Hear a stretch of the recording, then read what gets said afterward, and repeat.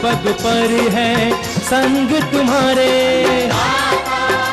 अन्नदाता लहू किसानों का बन के पसीना सींचता है धरती का सीना। मेहनत का तेरी हक दिलवाने, नई तकनीक नई खोज बताने। पशुधन को गुणवान बनाना, पौध सुरक्षा को सिखलाना, खेती के सब गुर समझाने, भारत का सरताज बनाने। आठों पहर है संग तुम्हारे। अन्नदाता अन्नदाता। नमस्कार, मैं अमिता सिन्हा आप सभी किसान भाइयों का अन्नदाता कार्यक्रम में स्वागत करती हूं। हर रोज की तरह अन्नदाता में आपके लिए ढेर सारी कृषिगत जानकारियां हैं, लेकिन कार्यक्रम की शुरुआत करने से पहले आइए जानते हैं क्या है आज के मुख्य अंश। पपीता की उन्नतशील प्रजातियां एवं पौधरोपण पर जानकारी।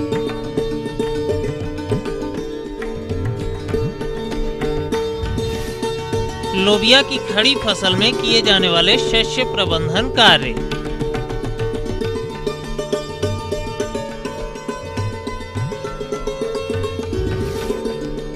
मूंगफली की खड़ी फसल की देखरेख एवं फसल सुरक्षा।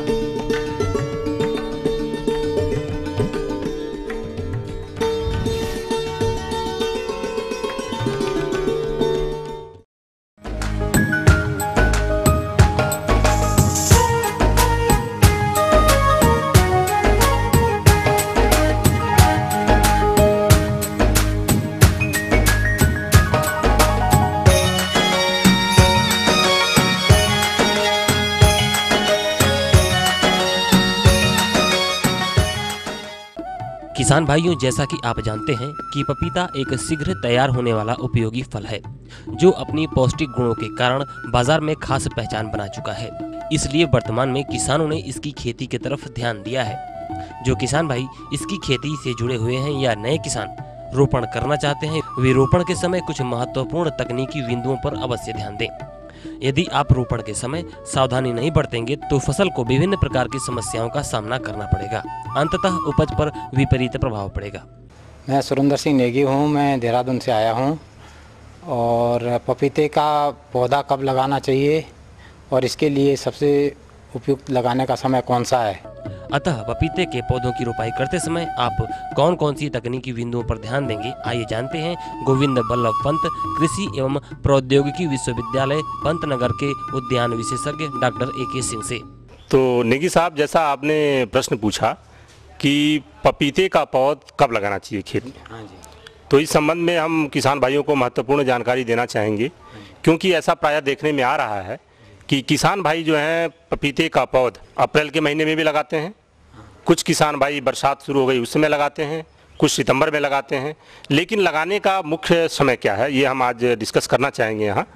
तो किसान भाइयों को हम बता दें कि अगर पपीते की खेती करना है और ऐसे जगह पर आप हैं जहाँ थोड़ी सी पाला पड़ रही है, पाला जैसे दिसंबर के लास्ट और जनवरी के महीने में पाला पड़ता है, तो अगर पाला पड़ रहा है तो ऐसे जगह पर जो पौध पपीते के पौध का रोपण है वह सितंबर के महीने में की जानी चाहिए, ना कि आप अप्रैल के महीने में करें। सितंबर के महीने में पौधरोपण करने के लिए किसान भाई को जुलाई के महीने में बीज की बुआई कर देनी चाहिए। बीज की बुआई फ्लैट बेड पे करें या पॉलीथीन बैग में कर दें। तो जब जुलाई के महीने में हम इसकी पहले सप्ताह में बुआई कर देते हैं तो जुलाई और अगस्त 2 महीने में हमारा पौध तैयार हो जाता है और फिर इसी पौध को सितंबर के माह में हमें खेत में ट्रांसप्लांट कर देना चाहिए, इसका रोपण कर देना चाहिए। खाद और उर्वरक की जहाँ तक बात है, तो जब पपीते को लगाएं, सितंबर के महीने में हमने लगाने की बात की, तो उसके 15 दिन पहले एक गड्ढा खोद लें 30 बाई 30 बाई 30 सेंटीमीटर, 30 से 40 सेंटीमीटर हम कहते हैं कि गड्ढे का आकार होना चाहिए। तो एक इतना गहरा गड्ढा खोद लें। गड्ढा खोदने के बाद उसको 10 दिन 15 दिन धूप देखने दें, जो भी उसमें कंकड़ पत्थर है उसको पॉलीथीन है निकाल लें। निकालने के बाद गोबर की खाद ले लें और कम से कम 8-8 10-10 किलो गोबर की खाद उसमें मिला करके, साथ साथ अगर वहाँ दीमक लग रहा है तो दीमक की दवाई का भी उसी समय प्रयोग कर लें। तो गड्ढे में भरते टाइम गोबर की खाद मिला दिया आपने और जो दवाइयाँ हमने बताई क्लोरपाइरीफास और इमिडाक्लोपिड, इनमें से किसी एक का चुनाव कर लीजिए और उसका घोल उसके ऊपर जो है छिड़काव करते हुए और उस मिट्टी के गड्ढे को भर दीजिए।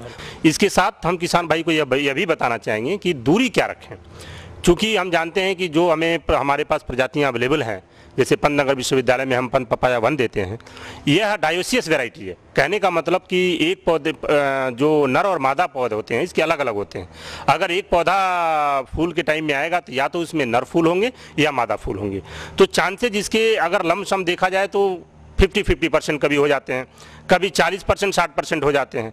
तो किसान भाई को हम ये बताना चाहेंगे कि जो संतुलित दूरी है पपीते के लिए वो 3 गुणे 3 मीटर, मतलब लाइन से लाइन और पौध से पौध हम 3 गुणे 3 मीटर की दूरी रखते हैं। तो इस दूरी को तो रखना ही है, साथ में पौधे को 1.5 बाई 1.5 पे लगाएं, माने 1.5 बाई 1.5 मीटर की दूरी पे पौधे को खेत में लगा दें। ये हमारे कहने का तात्पर्य ये है कि चूंकि हम कह रहे हैं कि इसमें नर और मादा अलग अलग आते हैं, तो जब ये पौधे बड़े होंगे, फ्लावरिंग में आएंगे, तो उस समय हम ये देखेंगे कि इसमें नर कौन सा है, मादा कौन सा है। तो जो नर पौधे होंगे उसको हमें काट करके निकालना होता है, लेकिन कुछ पौधों को साथ में रखना भी होता है। जैसे 100 पौधे हैं तो 100 पौधे में से 10 पौधे नर के होने चाहिए, 90 पौधे अगर मादा पौधे हैं तो बढ़िया से उस पपीते में पॉलिनेशन की क्रिया होती है, परागण की क्रिया होती है और फल भी बहुत अच्छा लगता है। साथ में किसान भाई को ये बताएं कि सितंबर के महीने में क्यों पपीता लगाना चाहिए। मैंने कहा सितंबर के महीने में लगाइए, अप्रैल महीने को अवॉइड करिए।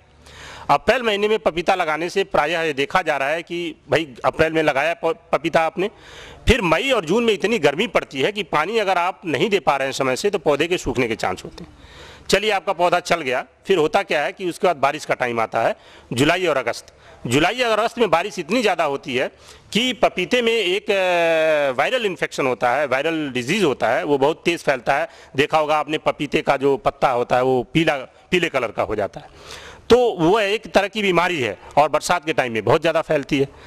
इसके आगे जो बीमारी से भी, चलिए आपने सिंचाई भी कर ली या सिंचाई से पौधे सूखे, मैंने बताया कि उससे नुकसान होता है, फिर बीमारी भी लग रही है।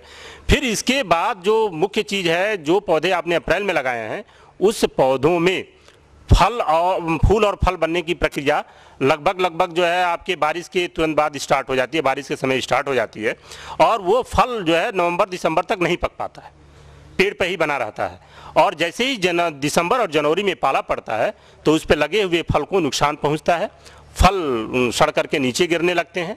जो ठंड की वजह से, जो लो टेम्परेचर होता है उसकी वजह से फल खराब हो जाते हैं और वो नीचे गिर जाते हैं। इसलिए मैंने अप्रैल के महीने को अवॉइड करने की बात की, किसान भाई उसमें ना लगाएं, सितंबर के महीने में लगाएं। सितंबर के महीने में लगाने से क्या फ़ायदा है, लगाने के बाद ये अक्टूबर और नवंबर में थोड़ी बढ़वार लेगा खेत में। बढ़वार लेने के बाद इसका आकार लगभग इस तरह का, इतना लगभग आकार हो जाएगा। अगर किसान भाई खेत में लगा रहे हैं तो अक्टूबर नवंबर तक इस पपीते की ऊंचाई लगभग इतनी हो जाएगी। और इसकी हम थैचिंग कर सकते हैं। थैचिंग एक छप्पर नुमा कवर इसके ऊपर चढ़ा देते हैं, घास फूस किसान भाई खेत से इकट्ठा कर लेते हैं। इकट्ठा करने के बाद उसको एक इसके छप्पर नुमा संरचना बनाते हुए इसको ढक देते हैं, तो पाले से इसका बचाव हो जाता है। और यही पौधा अगर बड़ा होगा तो पाले से बचाव नहीं कर सकते। एक बार पाले से बचाव हो गया दिसंबर जनवरी में, फिर फरवरी में जैसे लास्ट वीक में टेम्परेचर बढ़ेगा, तापमान बढ़ेगा, फिर ये फरवरी और मार्च के महीने में इसमें फूल आने की प्रक्रिया शुरू हो जाएगी और इससे फल आप अगला जाड़ा आने के पहले, मतलब नवंबर तक आप इससे फल हार्वेस्ट कर सकते हैं, तोड़ करके ले सकते हैं।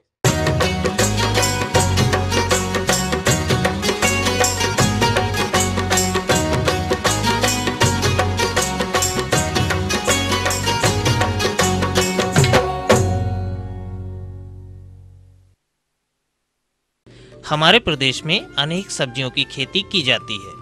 इसके अंतर्गत हमारे जिन किसान भाइयों ने लोबिया की फसल लगा रखी होगी वह अपनी वानस्पतिक वृद्धि की अवस्था में होगी और इस अवस्था पर फसल में कुछ शस्य प्रबंधन कार्यों का किया जाना नितांत आवश्यक होता है। लेकिन प्रायः देखने में आता है कि हमारे कुछ किसान भाई जानकारी के अभाव में इन प्रबंधन कार्यों को सही समय व सही तरीके से नहीं अपना पाते हैं, जिससे फसल में खरपतवारों की अधिकता, कीट रोगों का प्रकोप देखा जाता है, जिसके कारण फसल कमजोर हो जाती है और उपज कम प्राप्त होता है। अतः किसान भाइयों, 1 से 1.5 माह की लोबिया की फसल में इस समय कौन कौन से शस्य प्रबंधन कार्यों को अपनाएंगे, इस विषय पर जानकारी दे रहे हैं कृषि विज्ञान केंद्र दलीप नगर कानपुर देहात के वैज्ञानिक डॉक्टर AK यादव। हमारे जनपद के किसान भाइयों के द्वारा लोबिया का प्रयोग 2 तरीके से किया जाता है। नंबर 1 तो इसका जो हमारे किसान भाई कुछ ऐसे हैं जो इनका बीज के रूप में प्रयोग कर रहे हैं, बीज उत्पादन के रूप में इसका प्रयोग कर रहे हैं।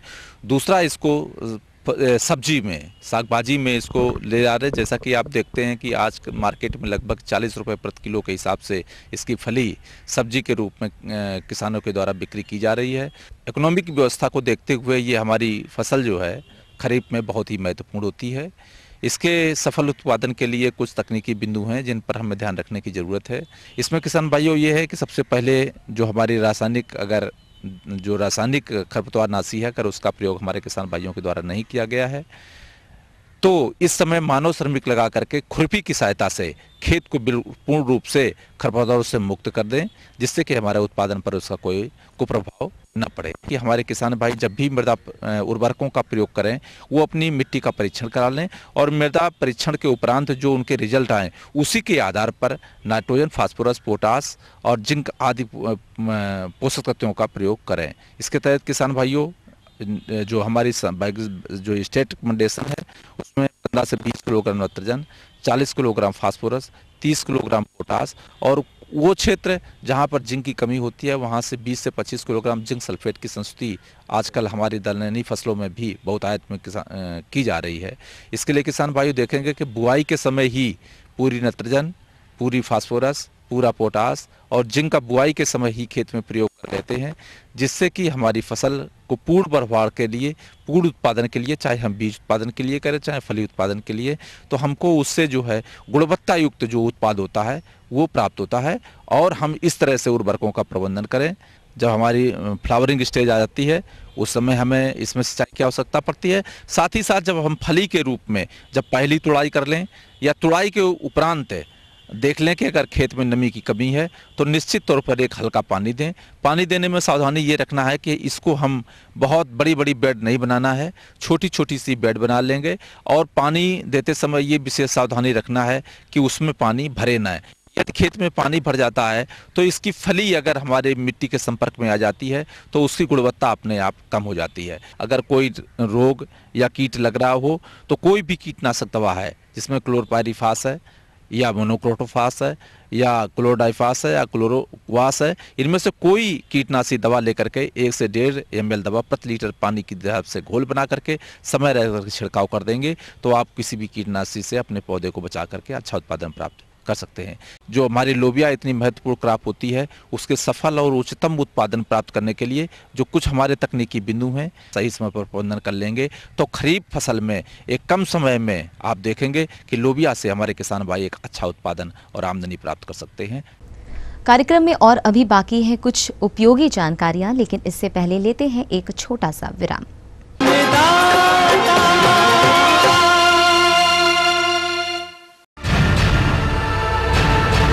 सभी धान उत्पादक किसानों की गंभीर भयावह बोझ बनती समस्या तथा कम होती आय के कारक है हानि पहुंचाने वाले कीट एवं रोग। क्या इस जटिल होती समस्या से निजात पाने हेतु है कोई कम लागत में पर्यावरण मित्रवत समाधान? जी हाँ, ईटीवी अन्नदाता लेकर आया है आपके घर तक सरल एवं उपयोगी शक्तिशाली अस्त्र, धान में समेकित नाशी जीव प्रबंधन VCD के रूप में। VCD के लिए संपर्क करें अन्नदाता, रामोजी फिल्म सिटी, हैदराबाद।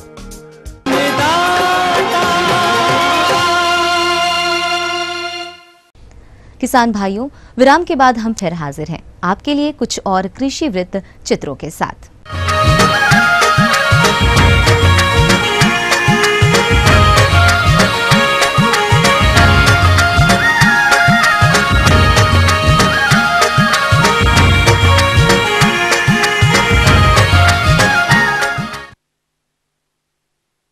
किसान भाइयों, प्रदेश में उगाई जाने वाली तिलहनी फसलों की बात करें तो इसमें मूंगफली का अपना विशेष स्थान है। जिन किसान भाइयों ने मूंगफली की फसल समय से लगा रखी होगी, उनकी फसल इस समय की विभिन्न अवस्थाओं पर होगी और फसल की इस अवस्था पर इसमें कुछ समसामयिक शस्य क्रियाओं को करने की नितांत आवश्यकता पड़ती है ताकि फसल की उचित बढ़वार हो। यदि इन क्रियाओं को करने में थोड़ी सी भी लापरवाही बरतेंगे तो फसल में खरपतवारों की अधिकता, रोग एवं कीटों का प्रकोप बढ़ जाता है, जिससे मूंगफली की फसल से जो उत्पादन मिलना चाहिए वो नहीं मिलता और किसान भाइयों को आर्थिक क्षति का सामना करना पड़ता है। तो किसान भाइयों, मूंगफली की फसल में इस समय शस्य क्रियाओं को किस प्रकार अपनाएं, इस विषय पर जानकारी देने के लिए आज हमारे बीच उपस्थित हैं। तो जो हमारी समय से पकने वाली प्रजातियां हैं किसान भाइयों, उसमें सामयिक कार्य और जो जल्दी पकने वाली प्रजातियां हैं उसमें सामयिक कार्य के विषय में आपको जानकारी दे रहे हैं। इस समय जो आप खेत में देख रहे हैं फसल हमारी खड़ी है और ये इस समय इसकी मुख्य अवस्था है जो कि जिसमें निराई गुड़ाई की सबसे आवश्यकता है। अगर हम समय से इसमें निराई गुड़ाई नहीं करेंगे तो जो हमारा खरपतवार है वो फसल के साथ साथ प्रतिस्पर्धा करते हुए आगे बढ़ेगा और हमारी फसल जो है वो उतनी ग्रोथ नहीं कर पाती है और हमारा उपज प्रभावित होता है। तो इसलिए किसान भाई ज़रूरी है कि हम इस समय निराई गुड़ाई करें। 2 अवस्थाएं कम से कम होती हैं मूंगफली में जिसमें आप निराई गुड़ाई कर सकते हैं। एक बुआई के 20 से 25 दिन बाद और एक बुआई के 30 से 35 दिन बाद आप इसमें निराई गुड़ाई अवश्य करें। और निराई गुड़ाई करने के बाद ध्यान रखें कि मिट्टी आप चढ़ाएं। मिट्टी चढ़ाने से ये होगा किसान भाइयों कि हमारा पौधा जो है गिरने, जैसे बारिश हो रही है, बहुत ज़्यादा पानी हो रहा है तो मरने का डर नहीं रहेगा और गिरने का भी डर उसमें नहीं रहता है। चूँकि ये फसल हमारी खरीफ की है तो बारिश होती रहती है, इसलिए उतना ध्यान देने की वो आवश्यकता नहीं है। लेकिन फिर भी 2-3 अवस्थाएं ऐसी हैं जिस पर जल प्रबंधन आवश्यक है। एक तो बुआई के 20 से 25 दिन बाद, एक जो खूंटी बनने की अवस्था आती है, इसमें जब खूंटियां जब भूमि में प्रवेश करती हैं उस समय सिंचाई अति आवश्यक है। तो किसान भाई ध्यान रखें कि करीब 40 से 45 दिन की जो अवस्था आती है खूंटी बनने की और खूंटियों को भूमि में प्रवेश करने की अवस्था आती है, उस समय आप सिंचाई अवश्य करें। फिर फलियां जब हमारी बनने लगती हैं, फलियों में दाना जब बैठने लगता है तो उस समय आप सिंचाई, नमी अति आवश्यक खेत में, नहीं तो हमारा दाना सिकुड़ जाता है। अतः किसान भाइयों, मूंगफली में लगने वाले रोगों का प्रबंधन किस प्रकार किया जाए जिससे रोग मुक्त फसल से आने वाले समय में अच्छी गुणवत्ता के साथ अधिक उपज मिल सके, इस विषय पर जानकारी के लिए आज हमारे बीच उपस्थित हैं क्षेत्रीय अनुसंधान केंद्र उझानी बदायूं के विषय विशेषज्ञ डॉक्टर A.K. चौबे। जहाँ तक बीमारियों की बात करें तो मूंगफली जन्म लेते ही बीमारियों से, अगर आपका बीज स्वस्थ नहीं है, बीज का शोधन नहीं किए हैं, तो निश्चित तौर पर जन्म लेते ही खास तौर से खरीफ के मौसम में बीमारियां उसी समय शुरू हो जाती हैं। हमारे क्षेत्र में आने वाली जो प्रमुख बीमारियां हैं, टिक्का रोग आता है। पत्तियों पर पीले रंग के धब्बे, छोटे जगह जगह धब्बे पड़ जाते हैं। उस धब्बे के चारों तरफ पीले रंग का एक आभा सा बना रहता है जो जैसे टीका लगाते हैं उसी की तरह से दिखाई देता है। उसी के नाम पर इसको टिक्का रोग कहते हैं। इसका निदान आप फफूंदनाशी जो है, जिसमें आपका मैनकोजेब है, उसका छिड़काव कर सकते हैं। और अगर आप चारकोल राट या ड्राई रूट राट या काला राट के लिए आप बाबिस्टीन का छिड़काव करते हैं तो वो भी इसको नियंत्रित करता है।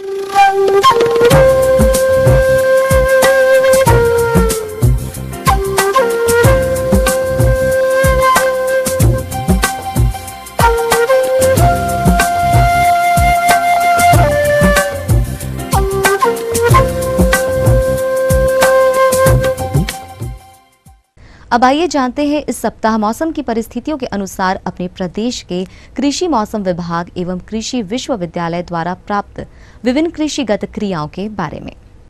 गोविंद वल्लभ पंत कृषि एवं प्रौद्योगिक विश्वविद्यालय पंतनगर के कृषि एवं मौसम विज्ञान विभाग के वैज्ञानिक डॉक्टर H.S. कुशवाहा द्वारा भेजे गए मौसम पूर्वानुमान रिपोर्ट के आधार पर इस सप्ताह पंतनगर एवं इससे लगे उत्तराखंड राज्य के ऊधम सिंह नगर एवं नैनीताल जिलों के मैदानी क्षेत्रों तथा इससे लगे पश्चिमी उत्तर प्रदेश के मुरादाबाद, रामपुर, बिजनौर, पीलीभीत, शाहजहांपुर, बरेली एवं बदायूं जिलों में इस सप्ताह के आगे आने वाले 5 से 6 दिनों में इन क्षेत्रों में आकाश में हल्के से घने बादल छाए रहने, दिन एवं रात्रि के तापमानों में हल्की वृद्धि होने से उमस भरी गर्मी रहने, दिन का अधिकतम तापमान 32.6 से 34.4 डिग्री सेंटीग्रेड तथा रात्रि का न्यूनतम तापमान 24 से 25.2 डिग्री सेंटीग्रेड के मध्य रहने, हवा में नमी 85 से 94% तथा दोपहर के बाद नमी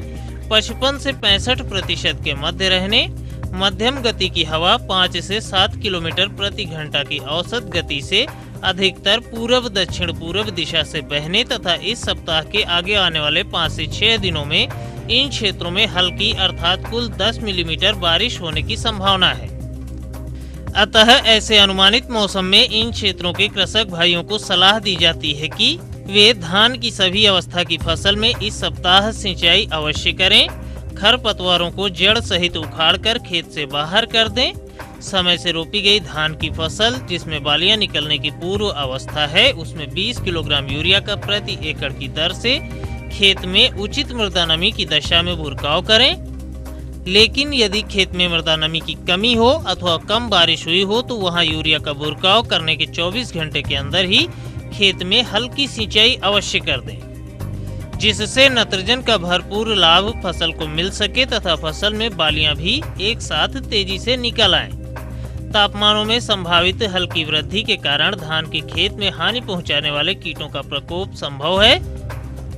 ध्यान रखें कि कम संख्या में मौजूद तनों के फुदके फसल को कोई हानि नहीं पहुंचाते हैं, अतः इनके नियंत्रण हेतु परेशान न हो, लेकिन बालियां निकलने की अवस्था की फसल में तना छेदक कीटों पर नजर रखें। ये कीट मुख्य तने को काटकर हानि पहुंचाते हैं तथा इससे सूखी बालियां दूर से दिखाई देने लगती हैं, जिससे उत्पादन पर प्रतिकूल प्रभाव पड़ता है।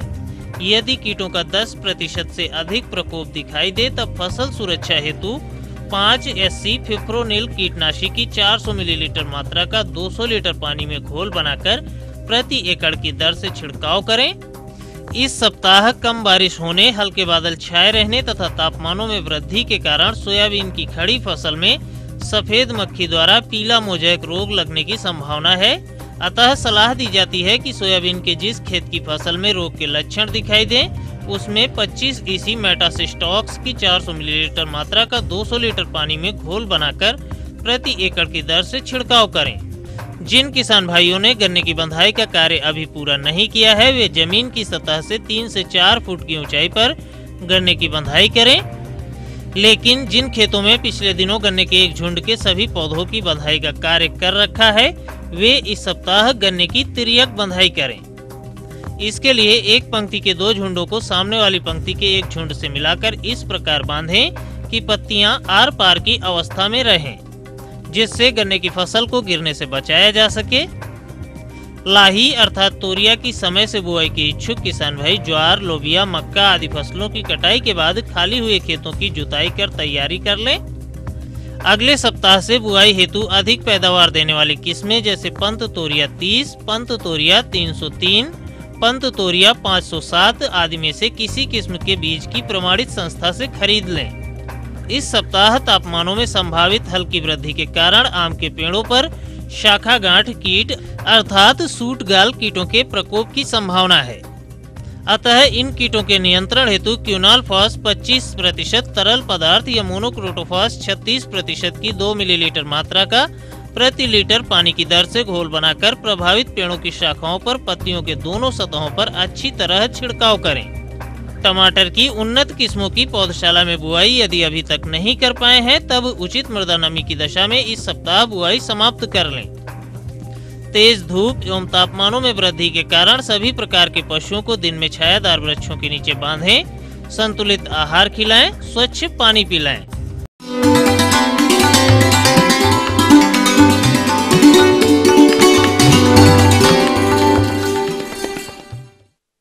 अब बारी है अन्नदाता निशुल्क फोन संपर्क सेवा के माध्यम से किसानों द्वारा पूछे गए प्रश्नों के जवाब की।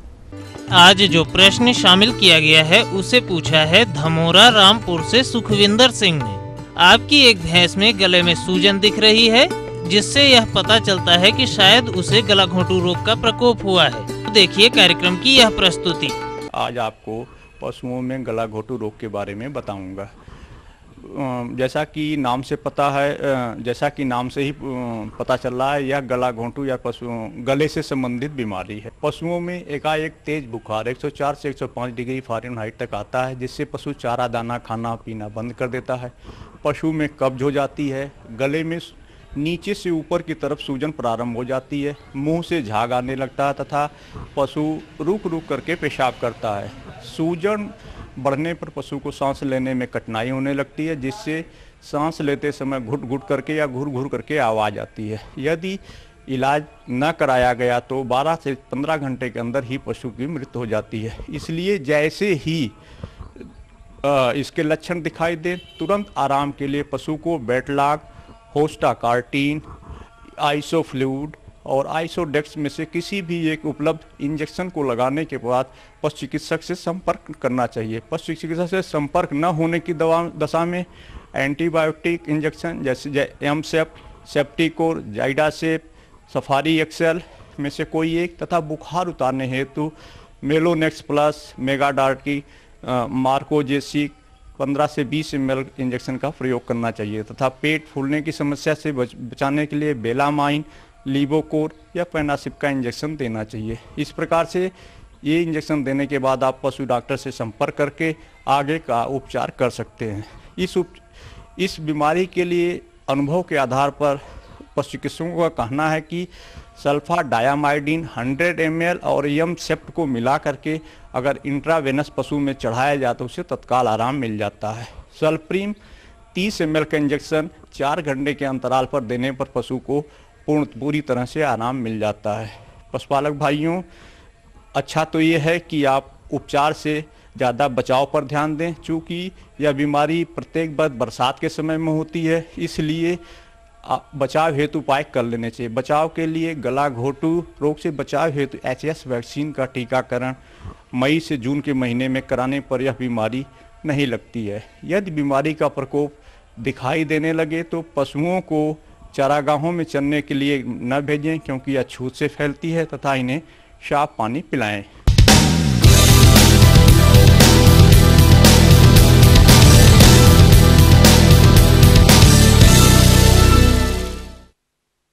और आइए अब जानें कि राज्य की विभिन्न मंडियों के बाजार भाव किस प्रकार रहे।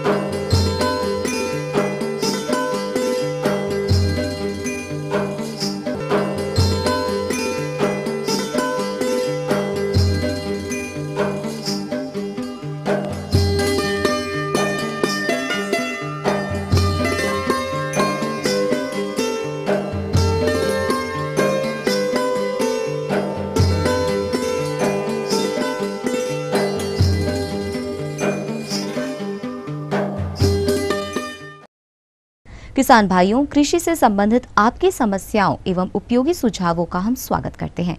इस हेतु हमारा पता है प्रोड्यूसर अन्नदाता, ETV Uttar Pradesh, Uttarakhand, Ramoji film city, Hyderabad 501512 एवं हमारा ईमेल पता है annadata.up@etv.co.in।